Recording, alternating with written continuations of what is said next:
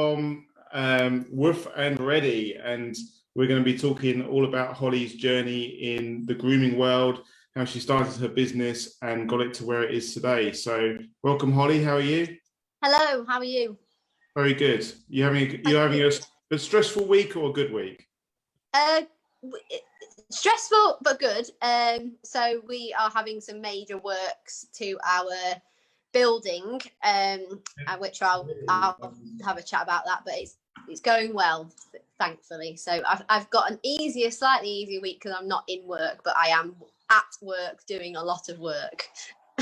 Are you so the work you're being done, is it all on schedule? You're going to be open again on Monday? Yes, so far the poor builders are working through the weekend because they know how important it is that I need to reopen on Monday. And yeah, we've got people working all through the weekend just to try and get us open again. Nice. So tell us what work you haven't done. So we have a large unit which has a grooming, hydrotherapy and daycare area. We're in Glossop in Derbyshire, just up on an industrial estate. Thankfully, prime parking straight outside. So that's what, with business where I was on the high street, we had no parking. So it was brilliant. Moving here. So we're having the pool room adapted to be able to have a water treadmill in. We have a 6x3 meter pool room, 6x3 meter pool, in our pool room. And we have moved it and slightly adjusted it to have some space for this water treadmill to be able to offer our dogs different types of therapies. And we are reflooring our concrete floored daycare area with 10mm thick gym matting, so our dogs are going to feel like they're walking on air when they go on it. Mainly because we were conscious of dogs' limbs. Being therapists, we are conscious that we don't want our dogs walking around on concrete all day. And it's been something we've been working towards. It's cost a lot of money. It's going to cost in total 4,600 to square. It's a 125 square meter area, I think. And so, yeah, we're excited about it actually, because we've worked really hard to be able to get there, to be able to offer that to our customers. We've used basically all of the money that we've got from the government basically to reinvest back into our business. Awesome. Yeah, and just using the opportunity to have a massive clear out, getting rid of all the stuff that we don't have, that we have a graveyard of Arcos. So Arcos have gone in the bin. And yeah, so we just taking the opportunity to have a massive spring clean, and then obviously a remodel basically, doing the reception area as well, repainting and re-wallpapering and everything like that. So loads going on. So you're this is like a really big business now, but obviously you didn't start off really big, did you? Tell us about your journey into grooming and how it all started. Yeah, so I started in 2007 when I started training, when I did a diploma in dog grooming, and I got fortunate with seeing a very small, tiny shed-like shop on the high street up Fent, which I jumped at to basically see if I could do it. I'm a trained journalist, believe it or not. Been to university to train in journalism, was working on a newspaper, just wasn't really enjoying it. And my Yorkshire Terrier, who is one of the worst dogs in the world to groom, I thought, what have I got to lose? You've frozen, so I don't know if I can hear you or you can hear me, but yeah. Sorry. Yeah, brilliant. And then I owned the shop with 0 customers. Immediately, I was the only shop in the area. There was a mobile groomer that won the air training.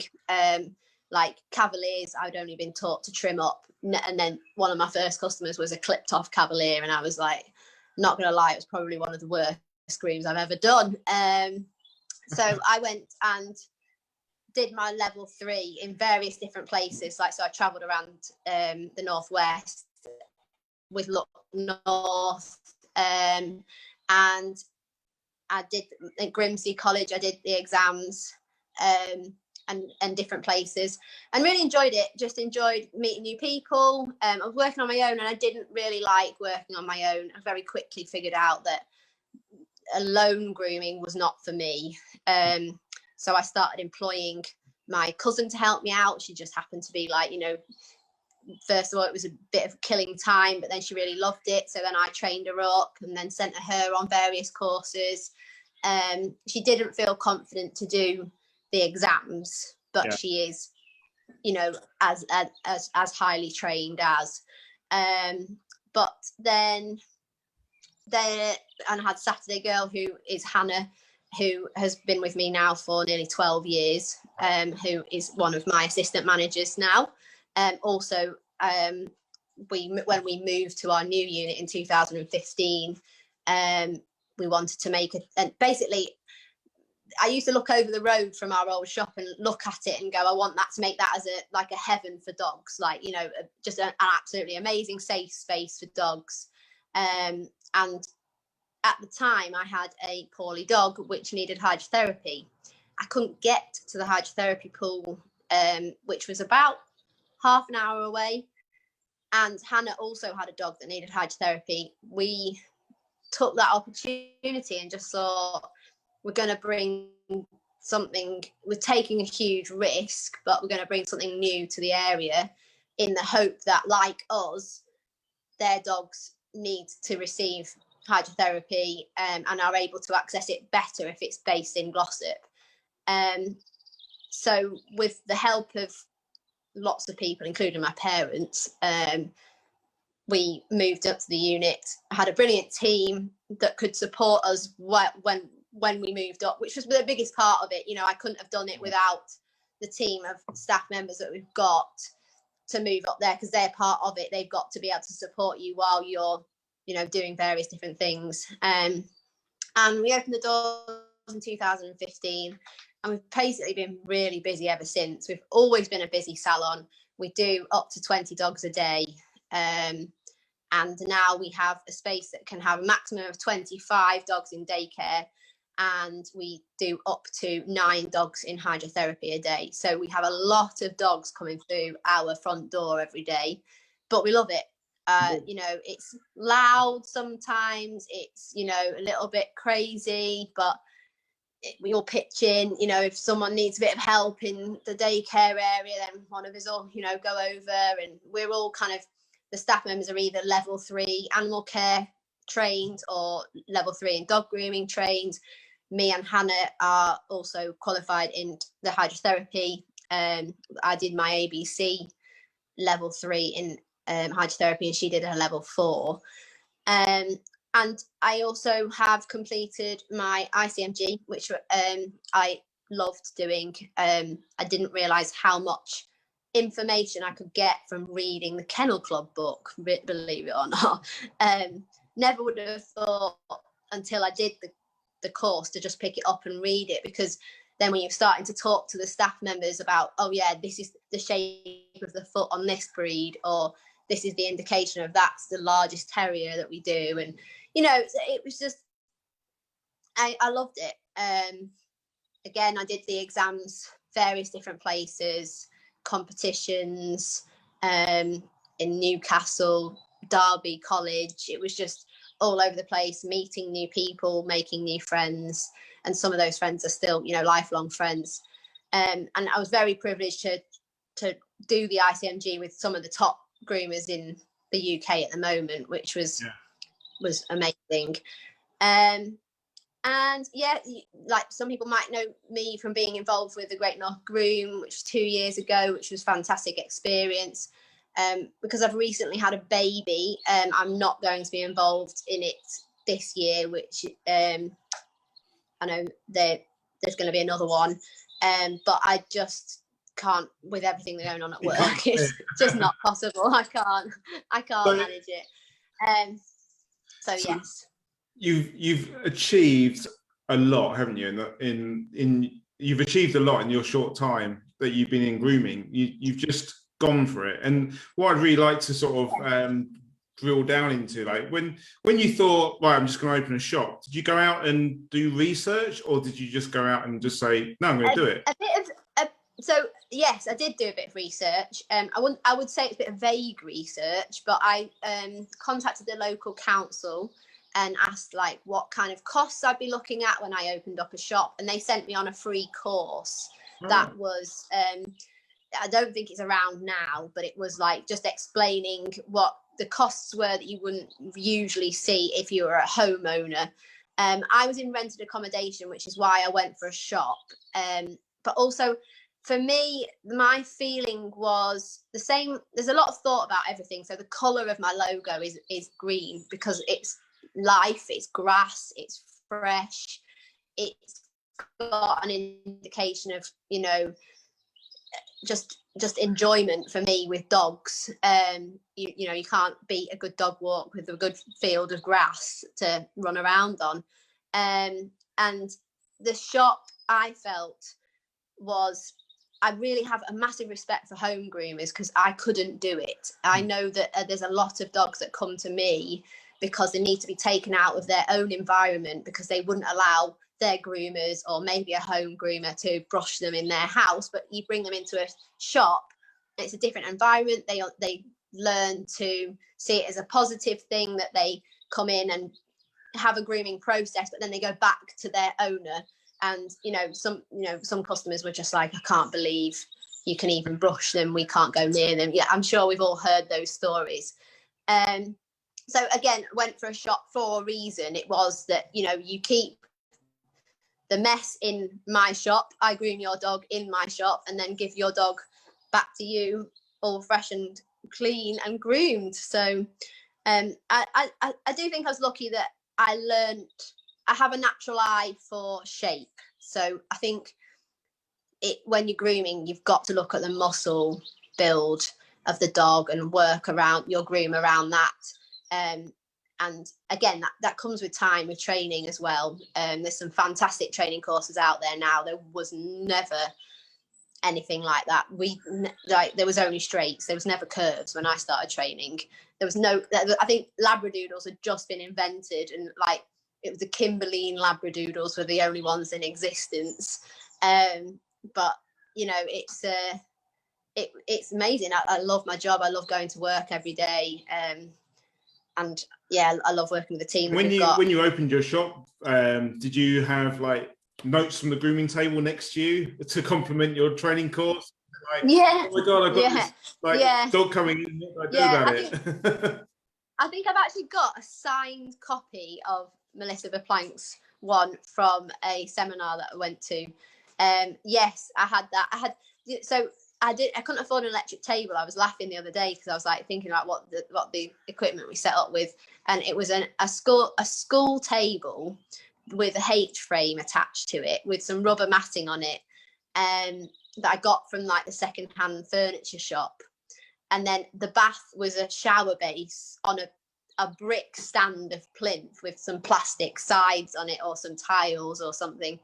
And it, you know, it was basic, but I loved working with dogs. And then, yeah, so from the grooming notes, I would go to a lot of seminars as well. I'd get myself out, traveling around Birmingham and around the country to get as much information and knowledge as possible, because I just knew that I enjoy learning. I think I've tried to instill it within my team that it's a massive important thing to keep moving your education forward, because this business is always developing. There's always something new coming out. There's always new knowledge coming out. New breeds. And it's just, and you meet new people. If you take one thing away from a seminar, it stays with you for life. That's what I say, is that even if you go to one seminar, you take one thing away, it will be massively helpful for you in your entire grooming career.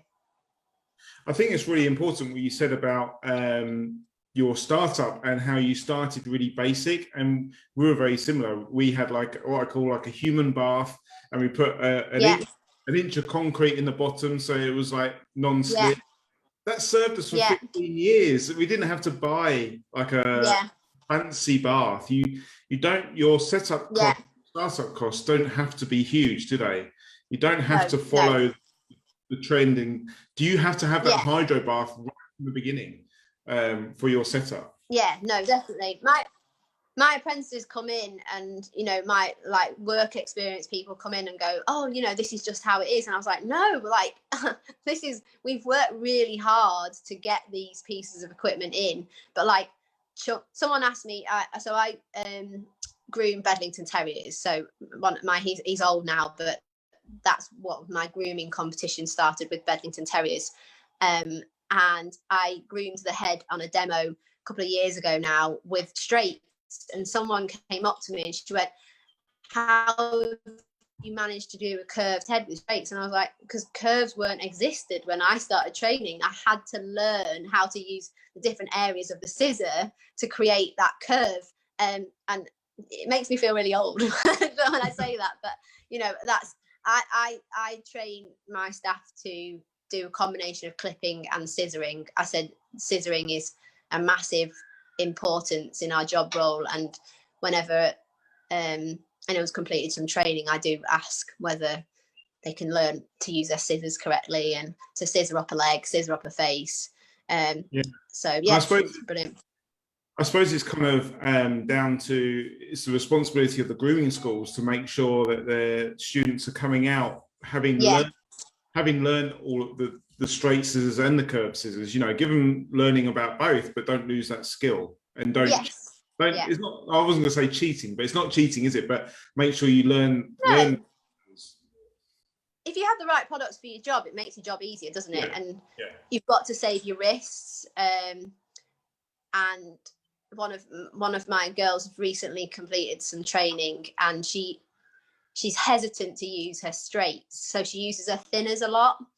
And I always come over and have a look at her dogs because she asked me to check through them, and I can say to her each time, you're using your thinners too much, you're going to absolutely wreck your wrists, because if you do the cut with a straight, then you can blend it out with the thinners, but don't make your straight cut with a pair of thinners. But yeah, no, it's you've got to have the right tools to help you, and then obviously if you can add the different tools in to help you get even quicker and complete the groom at a higher standard, making that customer happier, then that's brilliant. And so you quickly you set up, you took the decision to go for a shop, and then you quickly made the decision just to employ someone. How did that come about? Was there any fear around that? Was there any research? No, it felt more organic than employing someone, because like I say, it was a family member. She was helping me out, and then it was a case of, right, I'm going to take the risk and I'm going to employ you. And then I think I have made the fatal mistake of, the business mistake of employing kind of a friend or things like that. And fortunately, it's worked out very well for me. But I have learned from mistakes, and it, don't get me wrong, it's not all been roses all of the time, but I've learned from them each time. I have Avonsure that I pay per month to make sure that all my contracts are up to scratch, that everyone's treated fairly, I have all the safety measures in place, because we are a larger business now. So I do owe that to my staff to provide them the best and professional kind of environment that any workplace would have. We do one-to-ones, we do, staff nights out, meetings, just to keep everyone in the same loop, because people do work different times. They do, I might say it and think I've told everyone else, but I haven't. So it's, it's a vital thing to make them feel as it's a professional workplace for them as well. So have you reached out and got HR advice? Do you have like HR professional on board to help you with all this sort of stuff, or do you do it all by yourself? So with Avonsure, yes, I do. I'm not going to lie, they're not necessarily the most helpful. I speak to a lot of other grooming business owners to help me maybe figure things out and see how they work things. But yeah, they're there to call on if I need, basically. Sorry, there's a dog barking at something on the front door. I've got a standard poodle who's 6 called Fletch, and a Wellington Terrier who's 11, Eddie, and Minnie who's 15, a Yorkshire Terrier. So yeah, they're a little bit doolally sometimes and a little bit crazy, but they're lovely. Never worked with kids and animals. Sorry, say that again. Never worked with kids and animals. Yeah, no, definitely. But yeah, so, I never work with children. Definitely work with animals. The taking on your employees is quite a big step, and then you've sort of just focused on your goals, haven't you, and your dreams. You've looked across the road, and you want that industrial estate. You want that big building. So, have you ever written down your goals, or have you just had it in your head and aspired to it? Yeah, no, I've never written down, but I've vocalized my goals. So I was speaking to this about with my dad the other day. He says you've always got the next step in your head, like whether it be in life or in business, you've always got the next step idea. And I think that's just me, whether I'm just like a bit proactive. And I do want to try new things. I do want to bring the best kind of products to the salon, the best equipment to the salon, do new events, hold informational talks for our clients. You know, there's just so much to do. And I enjoy doing that. You know, I enjoy thinking, right, okay, so it does feel like it's a normal process for me. And yeah, when I get that idea in my head, I then discuss it with people at work. I discuss it with my family members, and then we look into it. So we say, okay, right, how feasible is that? You know, how would the business have to work to accommodate that? For example, we've just added the water treadmill that I was talking about, which is going to cost me £27,000. But what we've done is we've broken that down into dogs. So how many dogs per month do we have to do to make that profitable? And due to COVID, we are currently on a very, very low level of numbers in the hydrotherapy room because of who we can allow in and who we don't. So we feel that once we're open back up to normal, this is going to be a fantastic addition to all the dogs that we have, and will be gaining from not being able to accept new customers at the moment. So yeah, just break it down into kind of understandable figures. So I am the worst at maths. Like, you talk to me about VAT and I wouldn't have a clue, because I have to pay accountants to do that. And my dad, who is my basically accountant that sorts out all our receipts every month and me off for not organising my paperwork. So, you know, yeah, it's a combined effort. But I definitely haven't written them down, but I am always driven to do the next thing, and see where it takes us. It might not necessarily always work. We brought in horse feed and chicken feed and things like that at work, and we've now just stopped that because it was just becoming an absolute pain. Storing it, lifting it, selling it was just, you know, not profitable. So again, you just have to work with it, and you say to your customers, I'm really sorry, we're not stocking it anymore because we can't afford to. You know, it was being delivered in a poor state. It wasn't satisfactory to give to you guys, and we were losing money. So, you know, we have to just adapt the business. I think that's a really good lesson, that writing down. So you're spending quite a lot of money, but to overcome that fear, or to make it look to understand it, you write down and work out how many dogs you need to do to then make up that money. And by having all that information in front of you, you can then make that decision, can't you? Yeah, I think that was started from the beginning when I started, because I was 23, so I got the Prince's Trust, right? And they the Princess Trust loan, and they told me and taught me about how to do a business plan and work out my costs and expenditures and stuff. And that was fantastic. You know, that again, that's only available to those of that under 25, I think, is it now? But there is, you know, it is just breaking it down to an understandable figure. And we know that we have to do one dog extra a day to afford a water treadmill, for example.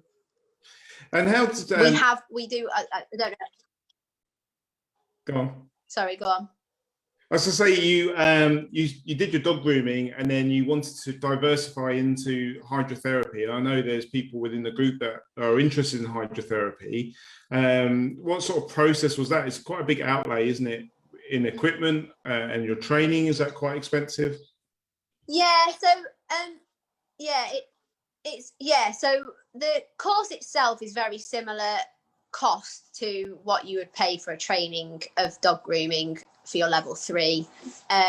The important thing now is that it's the experience within the water. I was fortunate to train down.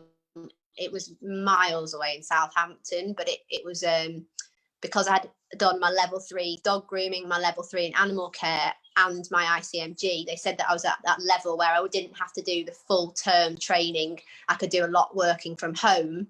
At that time, I also had a 1-year-old, so I think they thought it would be better for me. But I had to do over 100 hours in the water for experience, which was great, and I loved it. And I can't, you know, fault the training that I received.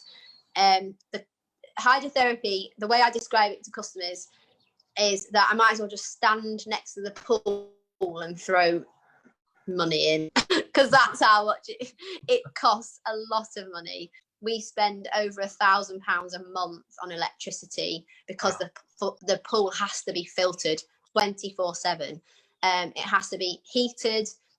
We provide therapy for dogs within a 31-degree pool, so it has to be heated all of the time.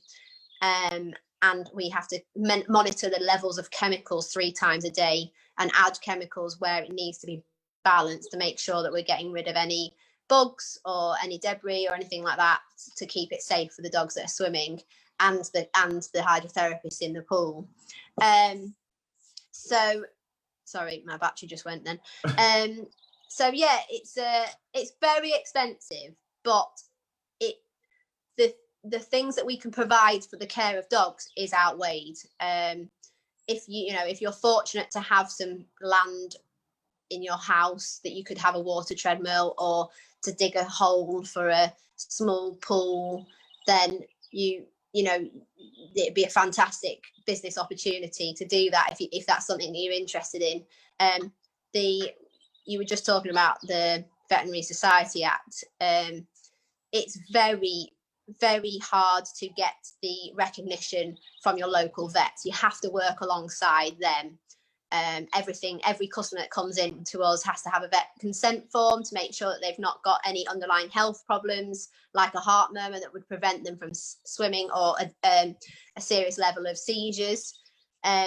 So every dog that we have, whether it be fun fitness or rehabilitation swim, has to have a vet consent form that their vet's saying that they're happy for them to swim. And then we book them in and give them an assessment and decide from there what treatment we need to do.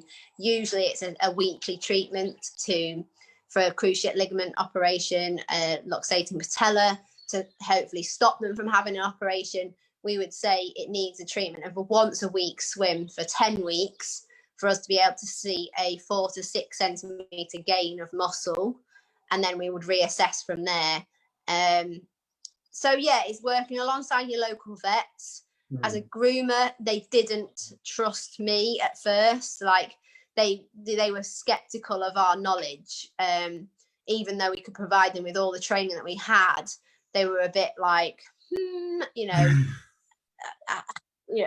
but now they see the results that we have had on the dogs. They are starting to really respect us as hydrotherapists, which has been a long process, but it's a lovely position to be in now.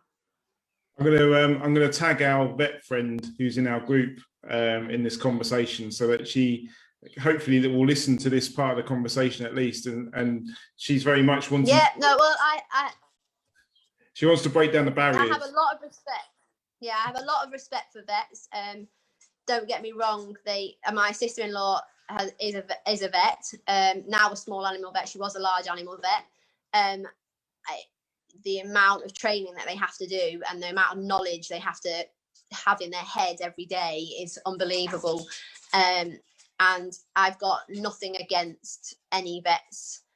You know, it's just a professional working relationship we have had to gain with our local vets and people who refer to us as that we are qualified. We are treating these dogs carefully within their limits and gaining the results that we want with them being able to walk again, being able to use that limb again, fully functioning. So yeah, it's been a process, but I think if I hadn't have been a groomer before, maybe it might have been, you know, if I'd come in as a groomer hydrotherapist and they'd only known me as that, then that might have been different. But I'd been in business as a groomer for 7 years before that. So I think they were a little bit like, okay, we'll give you the benefit of the doubt, but we're still going to monitor you.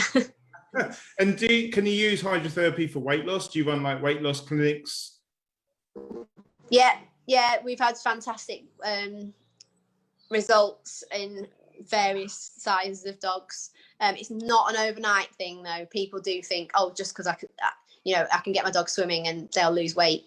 It's a long process. Again, we're looking at 10 weeks at least to see kind of a significant loss, but it won't be a lot of the time.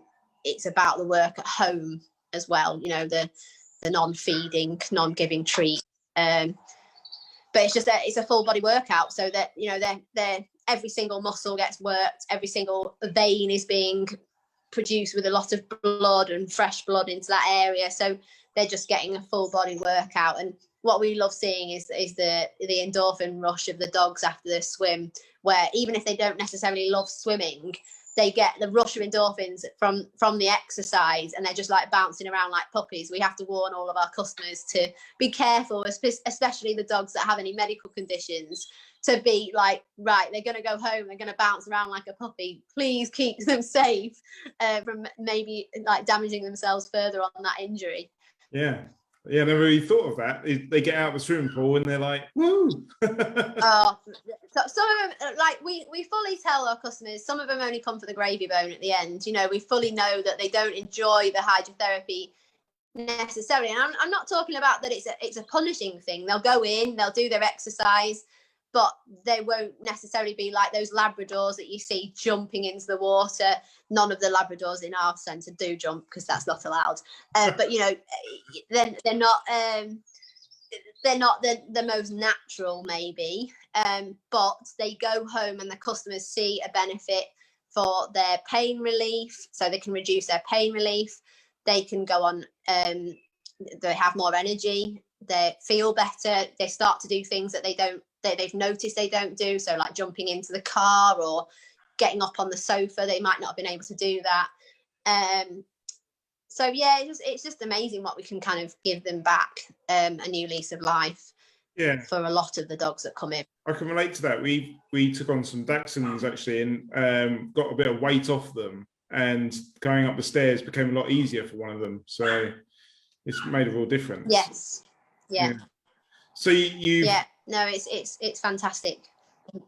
You've embarked on your grooming. You've expanded into hydrotherapy, and then doggy daycare then came along, or is that just a natural? So it was more, we set up the unit to concentrate on grooming and hydrotherapy, and we had this space that we knew was going to be a space probably for what we thought were the areas of the dogs that have been groomed to wait for their owners and have a play. So it was a play area, but it was never going to be daycare. Like we didn't, and it kind of just fell quite naturally into that, because there were dogs that don't come in for grooming were wanting to come in and be cared for.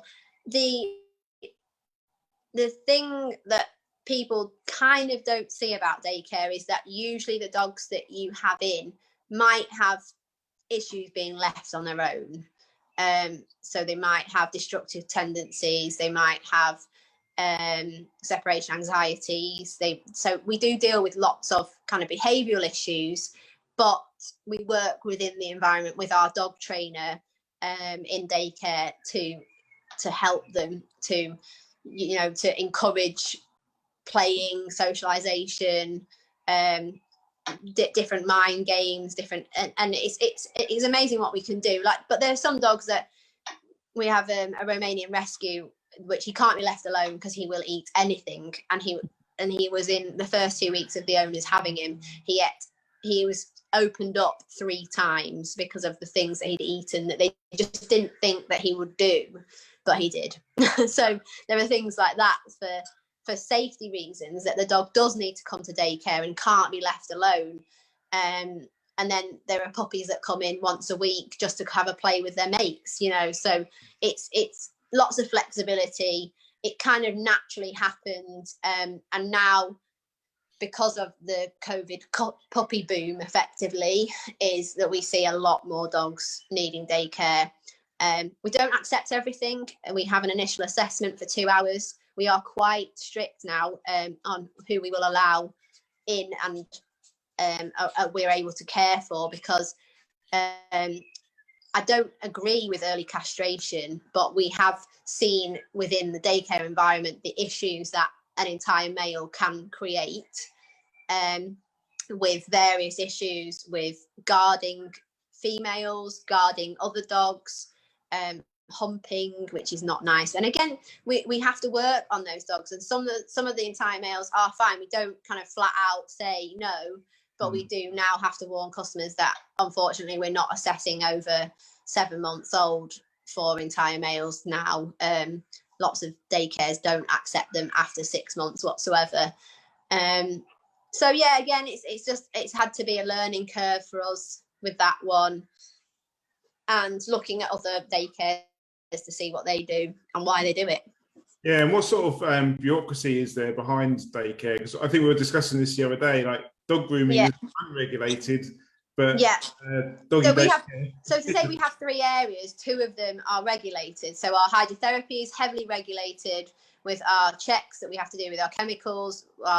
We have to send our water away to be checked, and obviously all of the fees that we have to do. CPD, we have to record every year, and our first aid. So we're heavily monitored on there.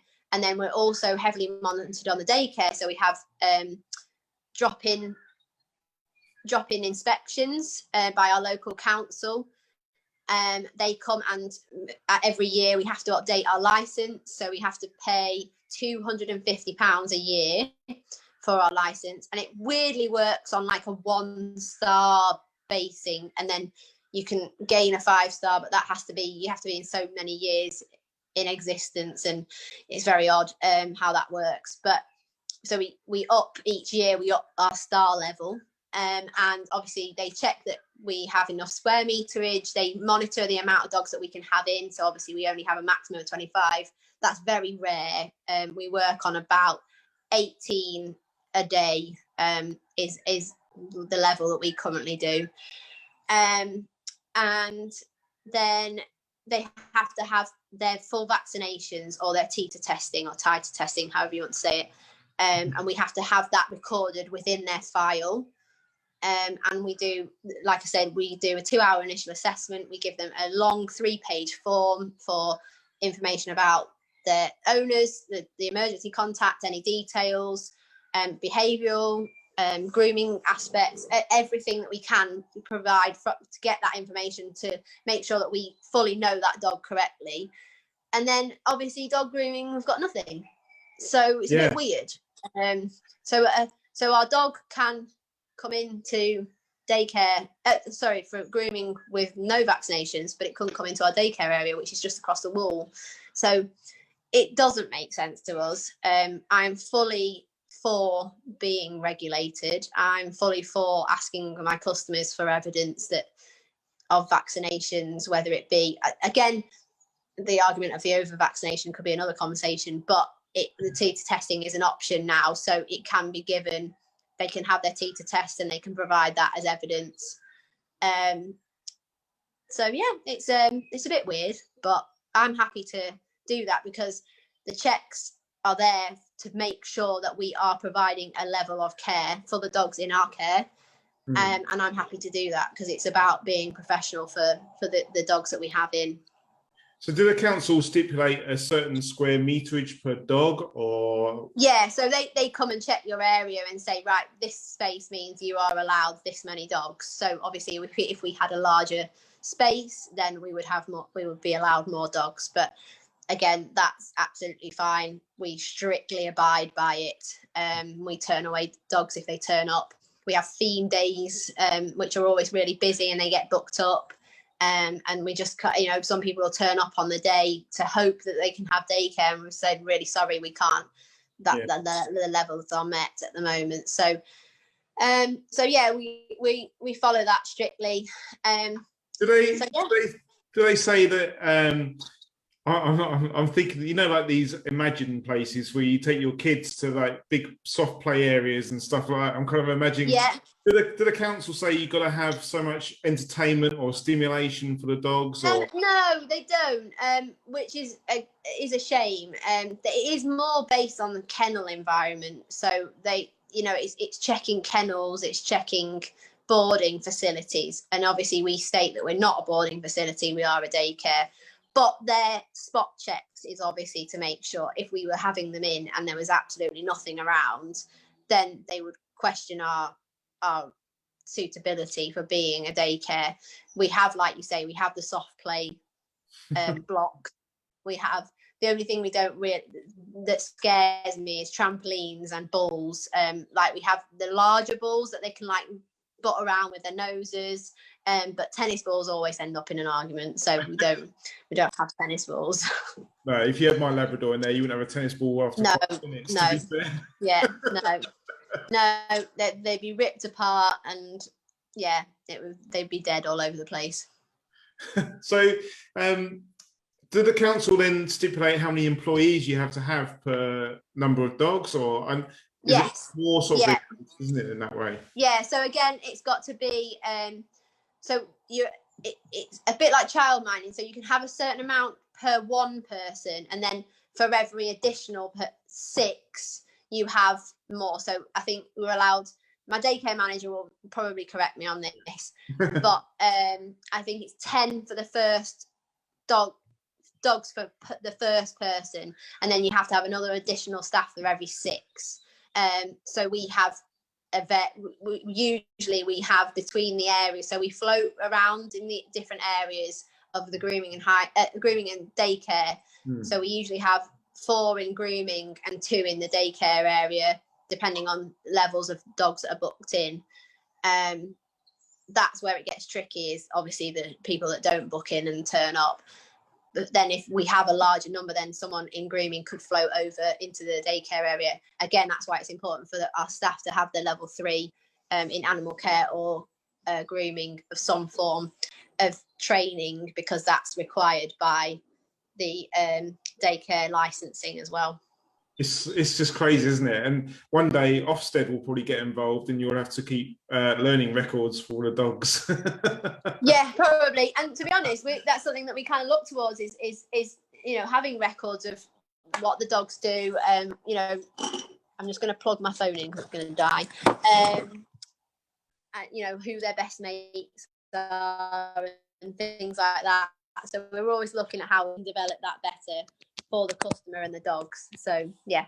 Awesome. And so Scarlett is watching, and she said obviously it's a very busy business that you're running. What do you use for all your bookings and monitoring all your bookings and your diary? Are you computerized? You computerized, or you got an A4 Yeah, so this is a sore subject. We were with something called Pet Links. I think it was something else beforehand. So this is like we've been with them for 7 years, I think. So we've been computerized for quite a while, because I couldn't deal with writing it down. I don't know why, but I just thought it'd be easier to have it in one space, which was a computer, rather than lots of little files of cards.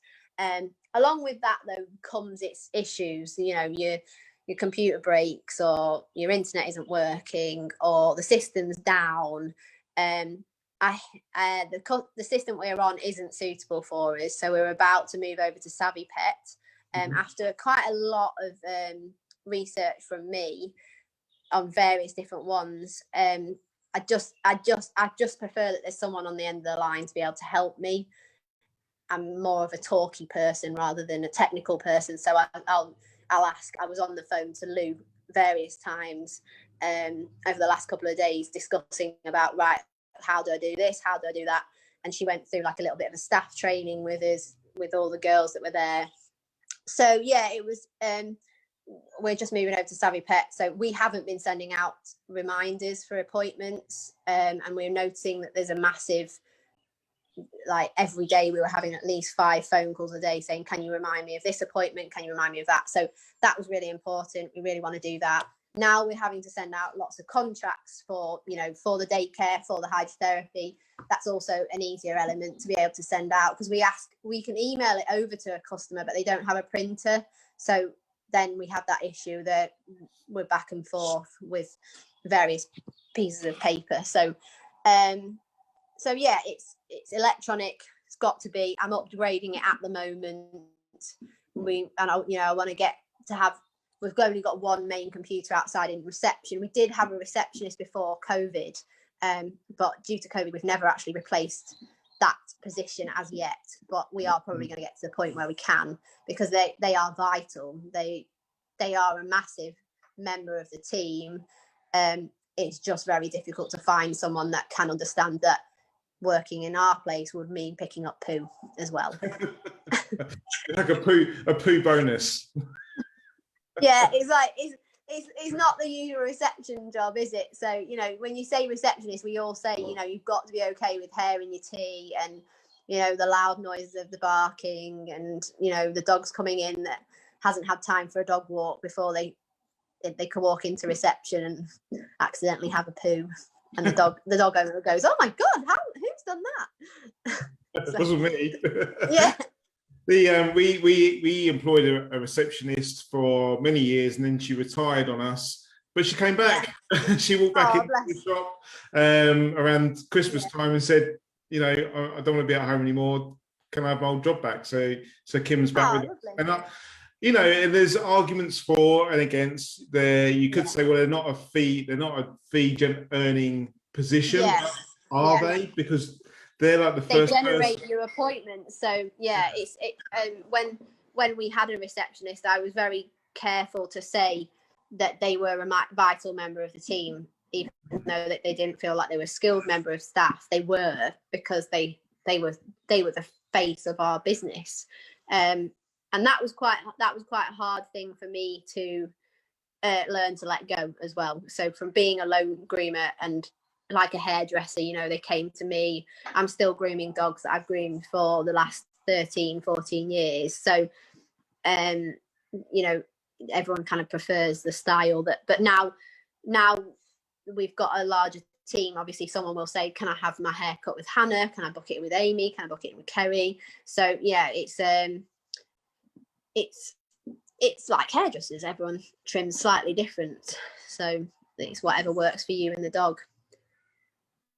So what's next for your business? What's on your horizons now? What are you dreaming about? Now you've got your daycare, yeah. You've got your so I've got my eye on. So the treadmill was a big dream. That's like been in our. We wanted to have a treadmill when we first moved in 2015, but the building work ran over, so we couldn't. So the treadmill is a massive achievement for our hydrotherapy team, and we're really, really excited about what that will bring.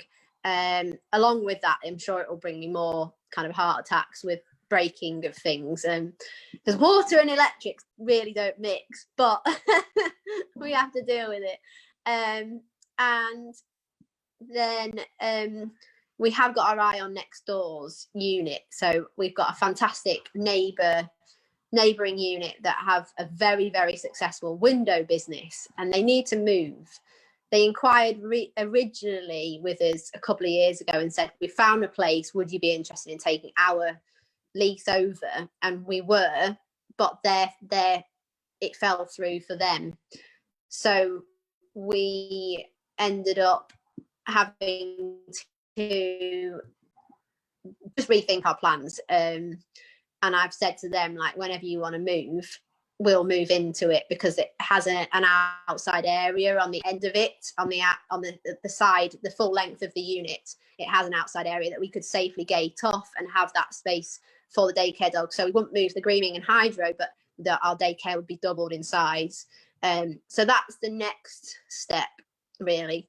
I've got dreams of like having vets under the same roof, having a mezzanine dog cafe. I've got it all in my head, but whether it's actually achievable at the moment with 3 children and everything else going on in life, it's another thing. But I'll keep working with the team, encouraging them to be stronger members of the team so we can continue building. So that's where we're at. We've got a fab team at the moment, really excited where we could go. So we're currently employing more daycare members of staff. Like I say, we'll probably next look, we need another hydrotherapist to be able to provide physio, and possibly look at receptionists as well, meaning they can be the front of house. And do you think you'll ever make yourself redundant, or do you think, so that's like one of the aims, is to make yourself redundant? Yeah. And people keep saying that. And I have a 5-month-old baby, and I've been at work from him being about 6 weeks old.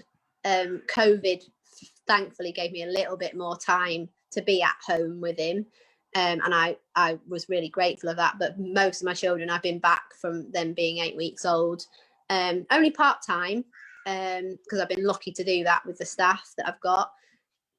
But now I went from going, I'm going to do 3 or 4 days a week, and I'm back at 5. But it's I just enjoy doing, like I made you laugh because I said I feel like I know what I'm doing more in grooming than I do being a parent. So sometimes it's easier.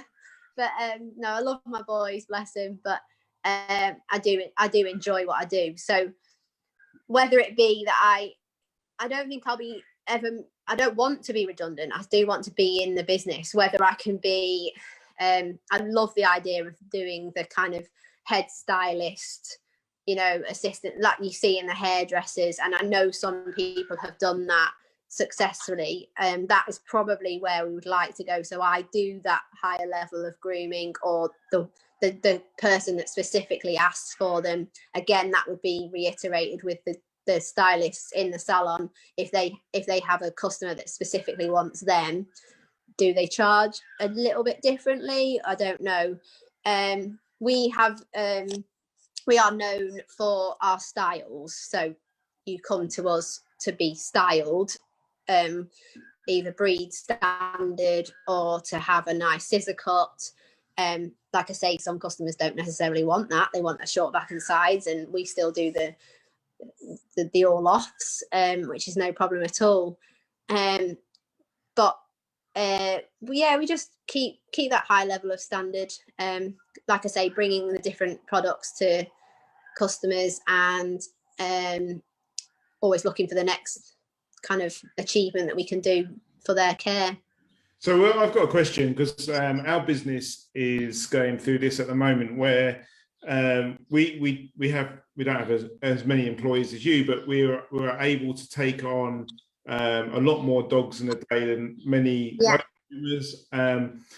We're getting to that point where we're not seeing the waifs and strays, but we're seeing a lot of the matted dogs, or the dogs with behavioural issues. How do you structure your grooming? Do you say to your customers it's 6 and 8 weeks only, or do you say, we'll take in anything and everything that comes our way? I'd love to do that, and we do encourage the 6 to 8 weeks, and I'd say maybe 50% of our customers book in on leaving. So I think they book in for their I think I've got like 2 customers that book for the entire year, and then everyone else will either rebook 50% would rebook on their next visit, because they know that they're going to have, if they want a specific time and date, we always say you need to book in as soon as you know. And we love an organised person, but a lot of it is booking in as and when they need. We still have a lot of regulars, so I've never got, there's always going to be groomer hoppers, which we're fine about, and you just have to work them around if they're not a regular customer and you're not going to offer them the next appointment necessarily, you might have to say, right, well, we've got an appointment in 2 weeks time. We're usually booked up about a week in advance, but then like over COVID we were like having a 6-7 week wait. But I'm very jealous of all these people that say, we can close our books and have regular people booked in. But I think for our business it wouldn't necessarily work amazingly, because I wouldn't know staff members' holidays for the year. I wouldn't, it works for us, we can build it around, whereas I have massive respect for these people that have got their diary ready for the year, but I don't know when I'm going on holiday, for example, in the summer or anything like that. It's we work it around what works for various members of staff. We're trying to get to a position where we're getting dogs that are coming in that are matted, and it's not satisfying for the dog, it's not satisfying for us, so and the end result's not satisfying for the customer, and it's more expensive. So we're just trying to start to nudge, I suppose, is the modern so I think the shave off forms are quite useful for that, aren't they? They reiterate how serious a consequence a shave off is. And we use the shave off forms to reiterate that your dog may have skin issues going on under there. They will be in pain from the coat that's being pulled in various different ways. It's not something we like to do. We don't like the look of it on the dog, and the dog can become quite stressed, therefore leading it being quite a stressful situation for the dog and the groomer. We ask them to rebook in after, if they come in matted, we say, right, we need to see them in 6 to 8 weeks, no less, for a tidy up. So if they've been shaved off and we want to go back to a style, we'll say, right, we can bring them in for a bath and a tidying up, maybe a scissoring of the legs, just to kind of get that style back. And if they turn up, then fantastic, you've got someone who wants to work with you. If they don't, we mark them as a customer that doesn't really want to listen to us, and we'll, again, if they ring up, we'll say, well, we had you booked in at this date, for some reason that was cancelled, and now this dog is matted. You do understand. And again, it is, we feel like a broken record, but you have to reiterate to customers that they're not knowledgeable like us. They don't see, it's like nurses, you forget that not everyone works with dogs all of the time, so you do have to reiterate that it isn't enjoyable. If you don't brush your hair every day, your head's going to hurt, it's going to get knotted. You wash your hair every other day, every whatever, you have to, I relate it to a human experience for a lot of my customers. I say for example, it's like this, or I'll relate it to my own experiences with my own dogs, or experiences with other dogs, and just relate it to something that they can understand. And that's it takes time, and it is an effort. But I'm sure that someone can come up with a better idea than I. But that's the way we currently work, is just reiterating that having a matted coat is not enjoyable for the dog. It's not enjoyable for us. It completely ruins our equipment, and we can't get the best finish on your dog, making them look the best that they can be. That's pretty quite a good point. When you're charging a bit extra for DMAT, you're looking at costs on your equipment as well, aren't you? You're looking, you're blunting your scissors and your blades and stuff. So yeah, be included in your dematting charges, I should think. Yeah, definitely. And like, I get referred a lot of dogs from vets, so shave offs that have been to maybe another groomer, they've not been able to finish the groom, but there are very simple things that, again, from more education, going to seminars, listening to webinars, listening to podcasts, listening to watching programs on YouTube and stuff. I had a recent dog in that couldn't be finished by a local groomer. She referred it to a vet's.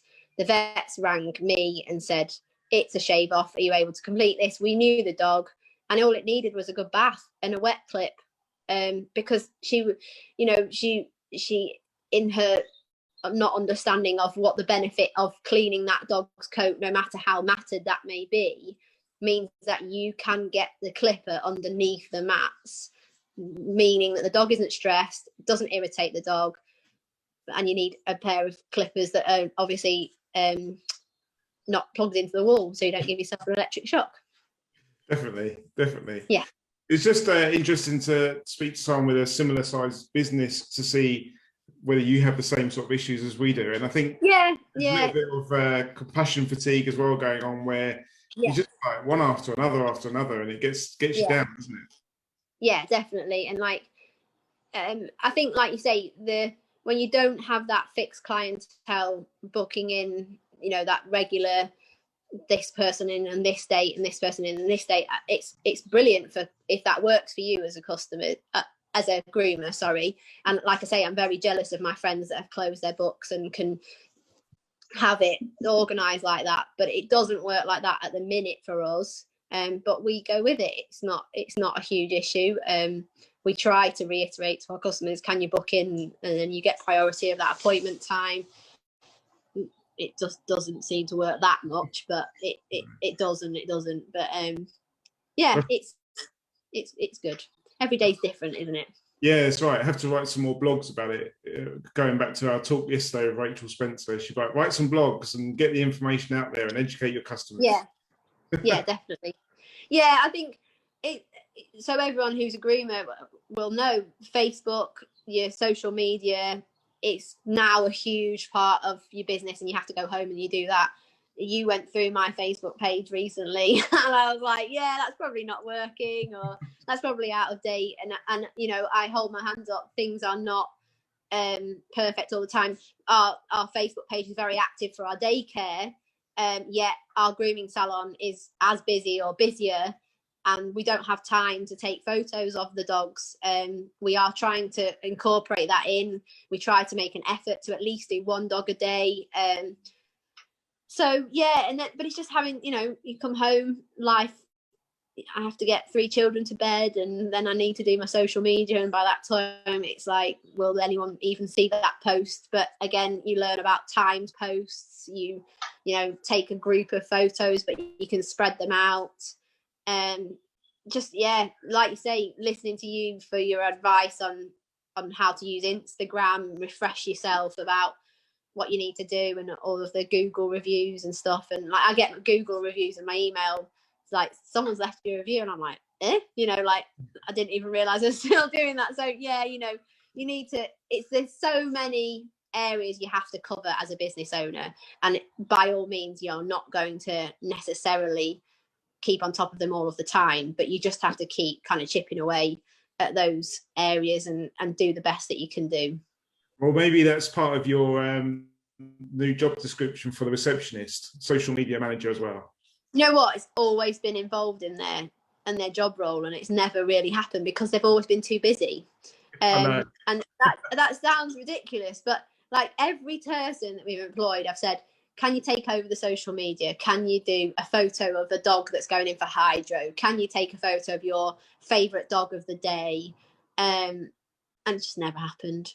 It's just like, we have all the best intentions. We really have, but it's, we've thought about like photo stalls outside in reception area, but then that means it's waiting for a customer to use that area, and a dog that might have behavioural issues might be coming into reception. It needs no dogs in there.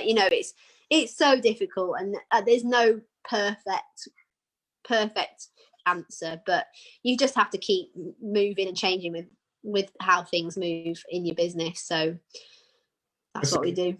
We all have these wonderful ideas and these wonderful sort of, we want to do this, but sometimes it's just implementing it is so difficult because of the time issue. Yeah. And like I say to the customers, I was like, they go, oh, they've got a few mats. And I was like, it's all right, you know, life is life, and I'm not going to pretend I go home and brush my dogs faithfully every day, because I don't. So, you know, I'm very truthful with them and try to be a human to human, of like, it's okay as long as that dog's happy and comfortable, and if we have to shave their coat off, it's hair, it will grow. And as long as the main priority is they're happy and healthy and just enjoying life. If your dog's haircut is massively long and it's not it's not suitable for your lifestyle and the dog's lifestyle, let's get to a more manageable length, and, you know, just work with the customer and the dog to achieve that. So yeah, it's good. Awesome. Well, I've probably kept you a little bit longer than we thought we would. I don't know what time it is yet, so yeah, I'll have to go back to the builders and make sure that they've knocked any walls down that they're not meant to. Will you get ready? Are you open tomorrow or opening on Monday? No. So the builders are still in tomorrow. Yeah, bless him. Because they had bank holiday off, that they're working on Saturday, and then got flooring guys going in on Sunday, and then the builders are working on the inside of the pool room then. So obviously they've made it safe for the daycare, and then we'll be able to put daycare dogs on our new flooring from Tuesday, hopefully. So yeah, we've just got to get open again. That we had a backlash from our customers saying, why on earth are you doing this now? You've been closed for COVID. And I just said we hadn't got any funding at that point. You know, it was a position that we didn't have the money to be there. So we've just put it straight back into the business. So hopefully it'll be enjoyed by the dogs. Yeah, awesome. Well, I look forward to seeing the updated photos on your Facebook page. Yeah. and working videos. Yeah. Get some videos walking around your shop, showing your customers what you've done and all the exciting things that are coming for their pets. But thanks. Yeah, definitely. Thank you for taking the time out today to speak to us, and hopefully it's inspired some of the groomers on the group to sort of think big. It is possible. Yeah. You know, don't let that fear sort of hold you back. Definitely.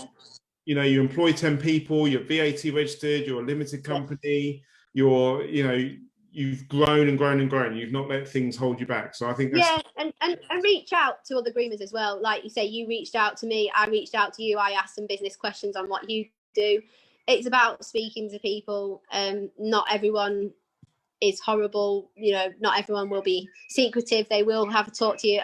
Anyone's welcome to kind of ask me any questions, and you know, it's nice to help people and have a chat. I will learn from someone else ideas that they're doing in their business, and they will learn from us. So it's like you say, it's just about talking about it, bouncing ideas off and speaking to other people for their experiences. Definitely. That's great. Well, thank you for your time, and we'll catch up with you soon, hopefully. Thank you. Take care. Brilliant. See you later, Bill. Have a lovely day.